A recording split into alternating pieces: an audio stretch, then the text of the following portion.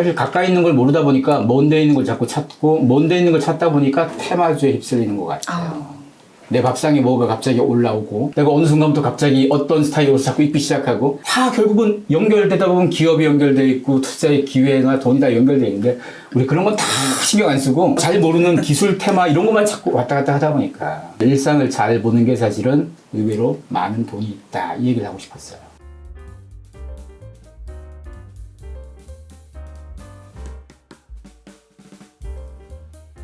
돈의 흐름에 있어서 가장 중요하게 생각해야 할 베스트 3 트렌드가 있다면 뭐가 있을까요?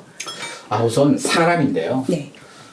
보통 트렌드라는 영역에서 젊은 사람들을 주목 많이 하죠. 네. 그건 이유가 있어요.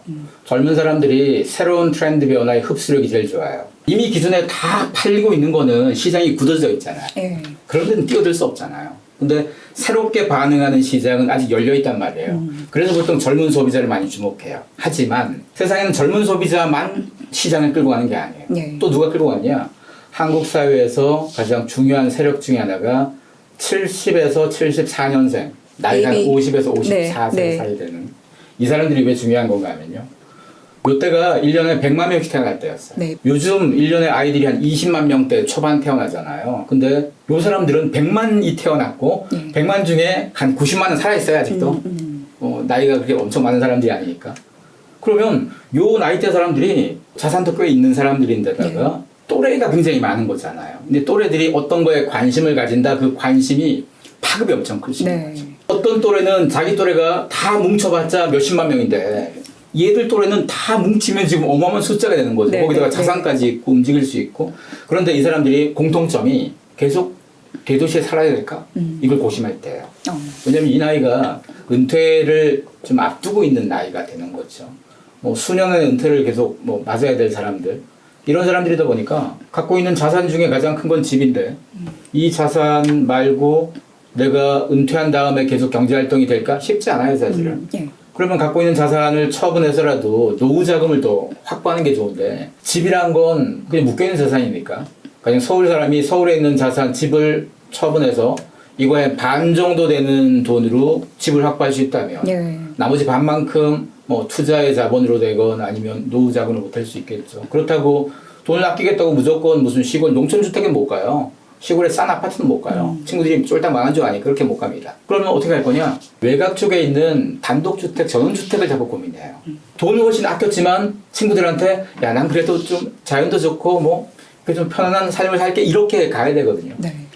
단독주택에 대한 관심이 확 높아지는 중인데 이 단독주택 시장에서 50대, 60대 이 사람들 숫자만 해도 어마어마한 숫자인데요. 이런 사람들 중에서 일부만 움직여도 굉장히 큰 시장이 돼요. 단독주택은 집 짓는 게 쉽지 않습니다. 보통 집 지으면 늙잖아요, 사람들이. 근데 이 시장의 새로운 다크호스 중에 하나가 모듈러 주택. 모듈러 주택은 공장에서 이미 다 세팅이 된 채로 나오는 거라서 훨씬 적은 비용으로 훨씬 짧은 기간에 집을 만들어낼 수 있는데 과거의 모듈러 주택, 우리가 조립식 주택이라고 불렀던 것들은 촌스러웠어요. 후줄근했고. 그런데 살면 너무 없어 보였어요. 근데 요즘 만들어내는 모듈러 주택은 멀쩡해요. 근사하더라고요. 그러다 보니까 이게 돈이 없다는 느낌이 안 들 수 있어요. 거기다가 이 시장을 바라보고 뛰어든 기업들이 있죠. 2023년에 모듈주택 사업에 뛰어든 대기업 LG전자, GS건설, 포스코, 이마트가구, 그리고 삼성전자까지 우리가 알만한 기업들이잖아요. 이들이 왜 이 시장에 들어왔겠어요? 미국과 일본은 모듈주택 시장이 꽤 만들어져 있는데 아직 한국은 없었는데 지금 상황이 사람들도 충분히 거기에 반응할 만한 연령대가 존재하고 거기다가 너무 아파트에 오래 살았잖아요, 우리가. 거기다가 노후에 대한 불안감도 생기고 이 모든 걸 종합해봤을 때 지금이 좋은 기회가 되겠다라는 건데 요 시장이 어떻게 바뀔지는 이제 70에서 74 이게 1차 타깃 요게 확장시키면 이제 뭐 한 60년대생하고 포함하고 70년대 초반까지 포함되겠죠. 이 사람들이 지켜봐야 되고 또 주목할 사람들이 누군가 하면 노인들이에요. 노인들을 얘기하면 어떤 사람들은 노인들은 노인 빈곤이 될 텐데 이 소리부터 하는 사람이 있는데요. 노인 얘기를 하면서 빈곤을 제일 먼저 꺼내는 사람들은 돈에 대한 얘기할 자격이 없는 사람이에요. 말씀하신 그 어르신들은 굉장히 부유하신 분들도 많고 경제를 이끌어가는 굉장히 중요한 주체시잖아요. 노인 빈곤이 꽤 있죠. 반은 노인 빈곤이 되겠죠. 하지만 그걸 관심사로 두는 거는 정부와 지자체, 정치의 역할이에요. 네. 비즈니스 역할이 아닙니다. 비즈니스 역할은 노인 중에서 상위권 노인, 자산과 재력이 충분한 상위권 노인. 요즘 그런 노인들이 뭐 스마트 그레이라고 그래서 노인들이 또 공부도 잘 똑똑해요. 네. 부자일수록 책도 잘 읽고 세상 물정 잘 하세요. 이런 사람들이 그 돈을 가지고 자식에게 다 물려주자 이 노선에서 내가 충분히 누리고 가자 이 노선으로 남이 넘어왔기 때문에 그런 노인들을 어떻게 공략할 건가. 그래서 최근에 뭐 신세계 프로퍼티 같은 경우 그런 실버타운인데 아주 하이엔드 실버타운에 대해서 계속 얘기를 하고 있는데 그런 시장이 무조건 수밖에 없는 거죠. 예. 그래서 이런 사람들을 주목하는 거죠. 그래서 이 사람들이 2024년에도 계속 주목 대상 중입니다. 의식주에도 큰 영향을 미치잖아요. 또 요소를 뽑아주신다면 뭐가 있을까요? 우선 우리 먹는 것 중에 하나가요. 네. 한국 사람들이 수산물을 많이 먹습니다. 전 세계에서 수산물 소비량 거기가 무게로 따지면 1등이에요. 우리가 물고기만 먹는 건 1등 못하는데 해초류까지 먹는 바람에 1등이에요. 1등 하는데 문제가 뭐냐. 수산물 이렇게 많이 먹는 나라 사람들에게 걱정거리가 하나 생겼어요. 네. 오염수. 오염수에 대한 것 때문에 수산물에 불안감이 생겼어요. 이 이전부터도 해양에 뭐 미세 플라스틱부터 해가지고 뭔가 오염되는 거에서 계속 걱정하던 차였는데 결정타가 또 온 거죠. 네. 거기다가 이 후쿠시마 오염수는 2023년에는 요만큼 뿌린 거잖아요. 전체에서 130만 톤 중에서 요만큼 한 거예요. 이제 내년부터 더 많이 이제 뿌리기 시작할 텐데 저희 어떻게 해요 진짜 소장님. 깜짝해야죠 우리가. 그걸 지금도 불안감이 막 스물스물 나오는데 내년 되면 어떤 계기가 나올 거예요. 어떤 사건도 생길 것 같고. 그래서 불안감이 확 증폭되었다. 그러면 우리의 선택은 몇 가지 없어요. 첫 번째 선택. 아예 수산물 안 먹겠다. 근데 그 소비 강국 1위였는데 그게 민이 박혀서 될까요? 근데 아예 안 먹겠다 하는 노선이 쉽지 않죠. 그러면 어떤 노선이 나오냐? 그럼 딴 거 먹어. 딴 거 그럼 어딨냐? 태평양이 우리가 불어나니까 대서양 거 먹어볼까? 반사 수혜를 입을 수 있는 나라와 기업이 생기는. 그렇죠. 요즘 노르웨이 수산청이 굉장히 좋아요. 연어가 그렇게. 고등어. 한국 사람들이 좋아하는 고등어 다 노르웨이 거잖아요, 이제. 그러니까 노르웨이 수산청 입장에선 오염수 방류 이후부터 마케팅 굉장히 열심히 하시고 태평양 불어나니까 우리 거 먹으라 계속 얘기하는 건 거고. 노르웨이만 그러겠습니까?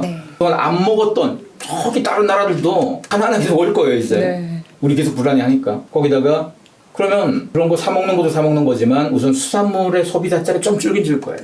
줄면 그러면 그 자리에 뭐가 들어갈 거냐? 소, 돼지 닭이 더 들어가겠죠. 오히려 이제 육식 그쵸. 문화가 육식이 더 되겠죠. 그러면 육식의 공급량이라는 게 공장에서 막 찍어내는 게 아니기 때문에 확 못 늘 거예요. 그럼 어떻게 되겠어요?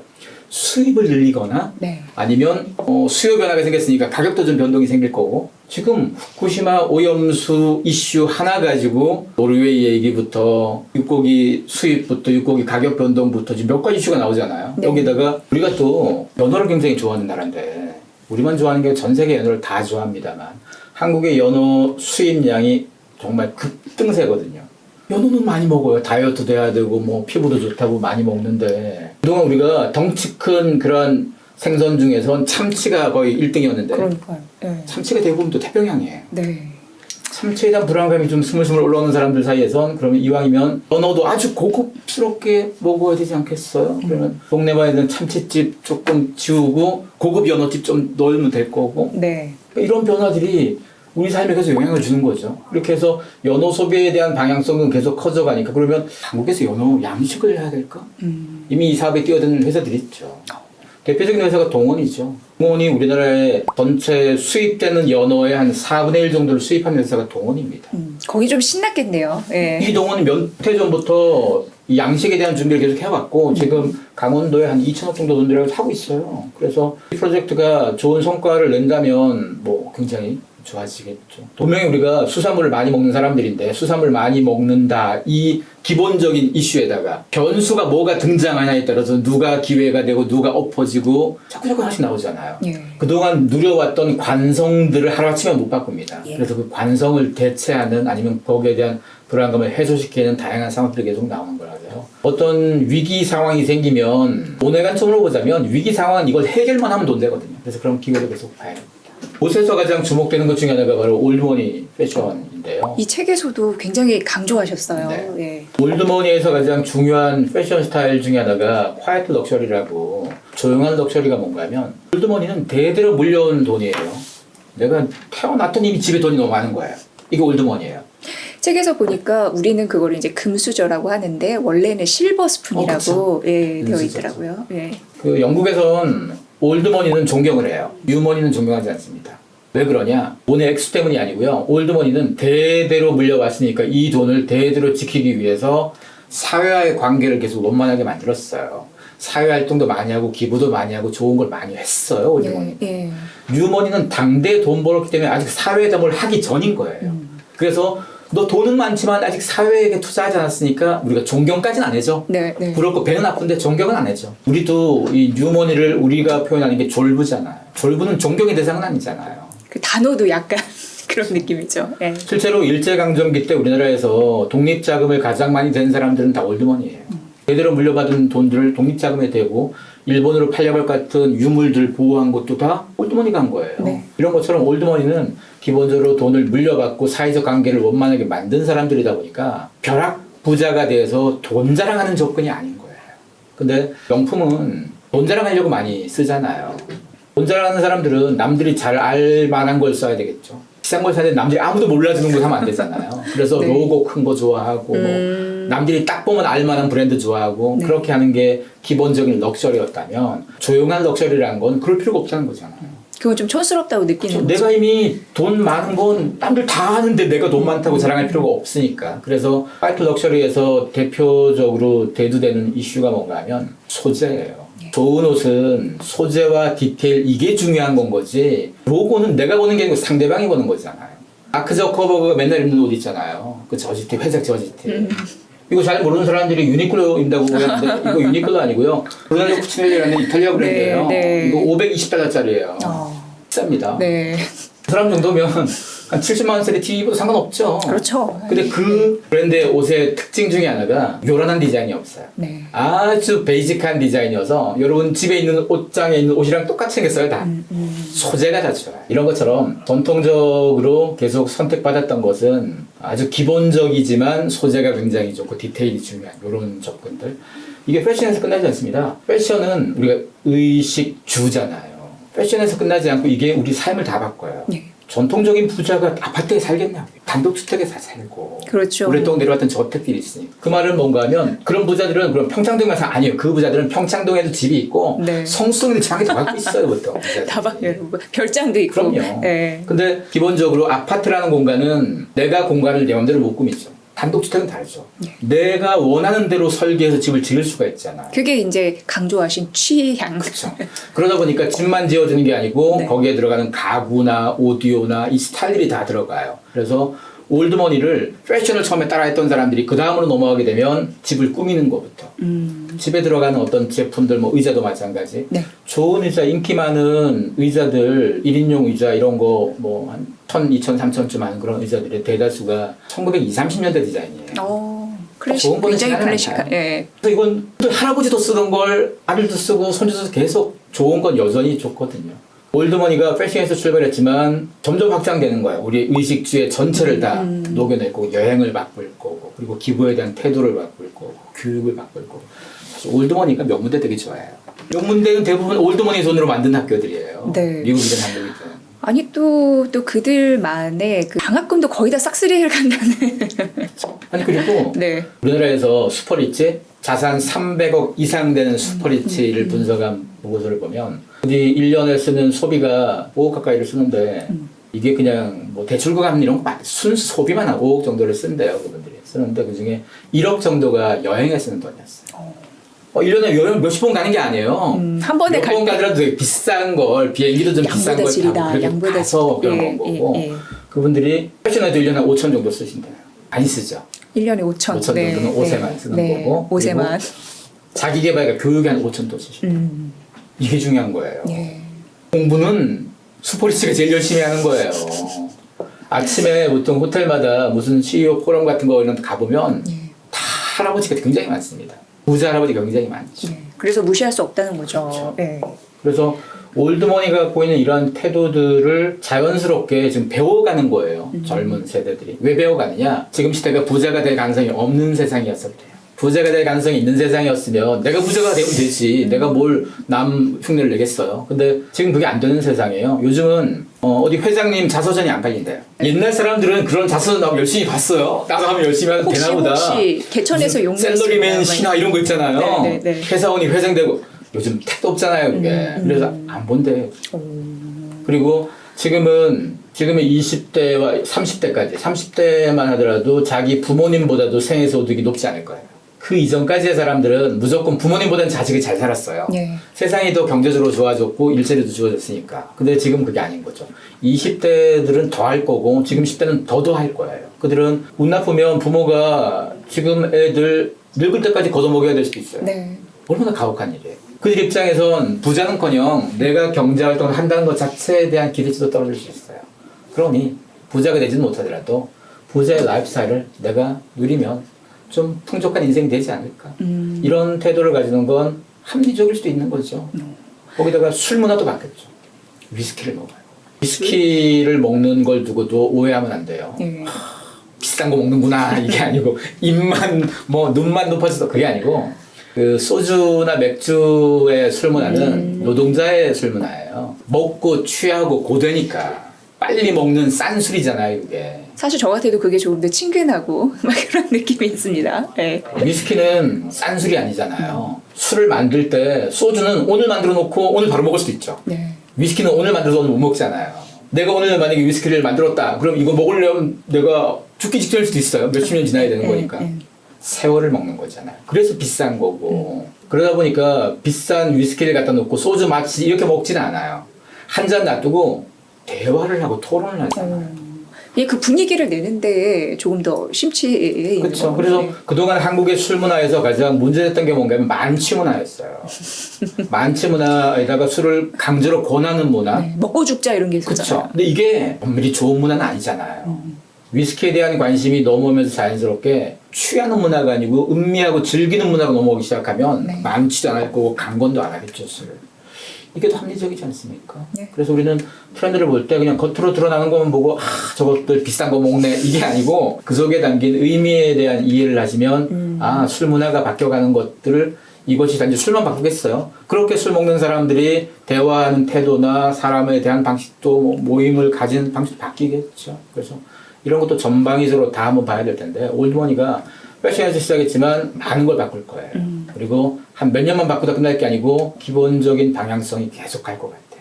경제 전망 봐도 인플레이션 지속적으로 높고 경제 성장률은 좀 낮아질 것이다. 뭐 이런 얘기가 나와서 삶은 조금 더 팍팍해지지 않을까라는 생각은 드는데 그럼에도 불구하고 취향을 같이 공유한다는 건 그리고 그거를 좀 따라하려고 한다는 거는 그래도 굉장히 중요한 요소일 수 있겠네요. 그렇죠. 우리가 왜 살아가야 되는지에 대한 관점을 보면요. 통장 잔고를 위해서 살아가거나 아파트를 위해서 살아가거나 그런 삶이 있죠. 과거에는 그렇게 살았죠. 네. 근데 지금은 그런 삶 자체가 이게 정말 제대로 살아가는 걸까에 대해서 문제 제기를 시작하고 있다는 거죠. 한국 사람들이 사실은 남하고 비교해서 더 불행에 빠지잖아요.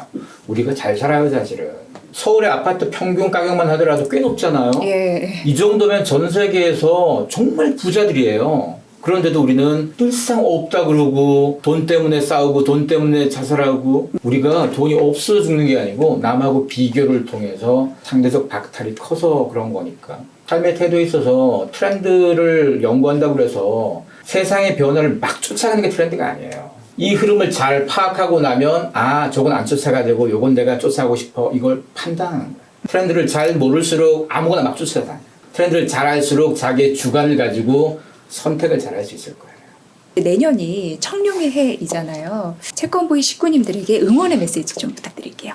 2024년은 정치적인 변수가 굉장히 많다. 이것 때문에 많은 격동이 생기고 변수가 많아지니까 돌발 변수가 만들어낼 기회라는 것도 많아질 거다. 예. 이걸 계속 주목하면서 자기가 어떤 산업에 관심이 있다면 그 산업에 영향을 받는 나라도 한번 따져보시고 그 나라의 정치 구도가 어떻게 되고 선거가 어떤 방향을 가는 지켜보시라는 건 거죠. 내년이 관전 포인트가 굉장히 재밌는 게 많아요. 우리가 손흥민 축구할 때만 열심히 지켜보지 마시고 이런 것도 자기가 미리 어떤 걸 지켜볼 건지를 계속 리스트를 만들어주자는 거예요. 그래서 EBS는 각자 다르겠죠. 각자의 관심사와 전문성이 다 다르니까. 이걸 가지고 1년을 지켜보는 거예요. 어떤 사람은 한 3개월 좀 지켜보다가 뭔가 액션이 나올 수도 있고, 어떤 사람은 뭐 1년 내내 지켜보면서 액션은 그 다음으로 넘길 수도 있고, 적어도 지켜봐서 답을 찾는 과정들을 하면서 우리가 즐거움을 좀 얻어야 돼요.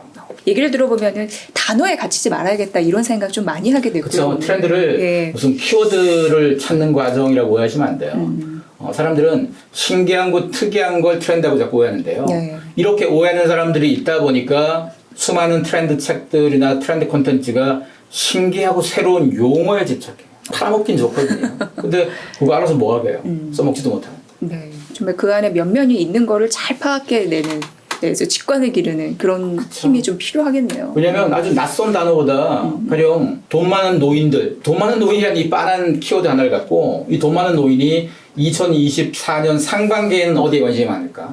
이 노인들이 하반기에 어디에 관심이 많을까? 이 노인들이 가령 선거 결과에 따라서는 관심도가 변할 수 있을까? 네. 이 노인들이 갑자기 여름철 엄청 더워졌을 때 어떤 변화가 생길까? 그 노인 하나만 들여다봐도 먹거리가 얼마나 많이 나올 건데요. 소장님 개인적으로 좀 이루고 싶은 게 뭔지 좀 여쭤보고 싶어요. 저는 매년 연구하는 작업들을 계속 그 다음에 이어가고 있는 작업들을 하는데요.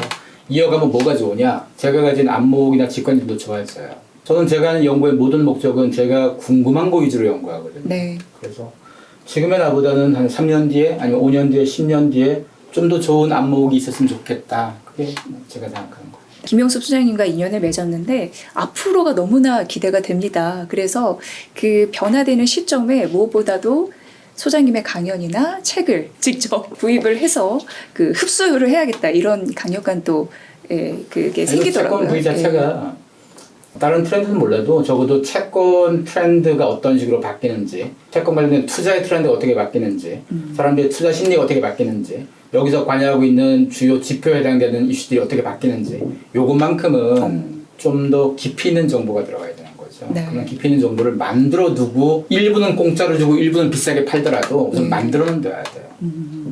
저도 콘텐츠를 기획하는 사람의 굉장히 중요한 기본에 대해서 오늘 배운 것 같고요. 내년 이제 얼마 남지 않았는데 그 구분에 얽매이지 말고 정말 안목을 키울 수 있는 좀 삶의 태도가 필요하다라는 걸 느꼈습니다. 그리고 우리가 네. 트렌드에 관심 가지는 유일한 이유는요. 써먹자고 하는 거예요. 그렇죠. 지식을 내가 알아서 어디 가서 뭐 나 이런 거 알아 이거 자랑할 거 없고요. 이걸 통해서 뭐 누군가는 투자에 써먹고 누군가는 자기 소비에 써먹고 뭔가 우리의 삶의 변화를 위해서 이 변화를 관찰하고 흡수하는 거예요. 네. 만약에 난 써먹을 마음이 없다. 나는 알아도 행동 안 할 거다. 그럼 공부하지 마세요. 복잡해야 돼. 그냥 노는 게 더 낫습니다. 네. 아마 채권부의 식구님들도 오늘 김용수 소장님의 그 해안이 담긴 말씀을 듣고 많은 걸 좀 깨닫고 영감을 얻지 않았을까 싶습니다.